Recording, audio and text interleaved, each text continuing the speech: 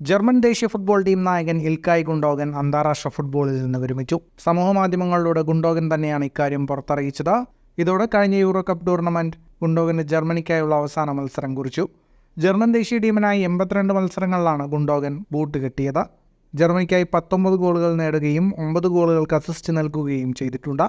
2011 euro യോഗ്യതാ മത്സരത്തിൽ ബെൽജിയത്തിനെതിരായിരുന്നു German കുപ്പായത്തിൽ ഗുണ്ടോഗന്റെ അരങ്ങേറ്റം. എന്നാൽ തൊട്ടടുത്ത വർഷം നടന്ന യൂറോ ടൂർണമെന്റിൽ ബെഞ്ചിലായിരുന്നു സ്ഥാനം.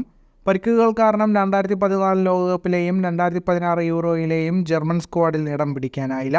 2018, 2022 ലോകകപ്പുകളിലും 2020 യൂറോ കപ്പിലും താരം തൻ്റെ സാന്നിധ്യം അറിയിച്ചു. കഴിഞ്ഞ യൂറോ കപ്പിൽ ജർമ്മനിയെ നയിച്ചത് ഗുണ്ടോഗനായിരുന്നു. എന്നാൽ സ്വന്തം നാട്ടിൽ നടന്ന യൂറോയിൽ ജർമ്മനി ക്വാർട്ടറിൽ പുറത്തായി. ഇന്റർനാഷണൽ ഫുട്ബോളിൽ നിന്ന് വിരമിച്ചെങ്കിലും താരം ക്ലബ് ഫുട്ബോളിൽ തുടരും. നിലവിൽ സ്പാനിഷ് ക്ലബ് ബാഴ്സലോണയുടെ താരമാണ് 33-കാരനായ മധ്യനിര താരം.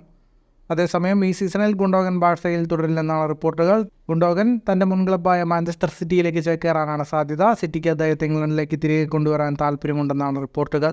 ഈ വാർത്തകൾക്കിടയിലാണ് താരം അന്താരാഷ്ട്ര ഫുട്ബോളിൽ നിന്ന് തൻ്റെ വിരമിക്കൽ പ്രഖ്യാപിച്ചത്. ഫുട്ബോൾ ലോകത്തെ കൂടുതൽ വാർത്തകൾക്കും വിശേഷങ്ങൾക്കുമായി സ്പോർട്സ് കഫേ ഇപ്പോൾ തന്നെ സബ്സ്ക്രൈബ് ചെയ്യുക.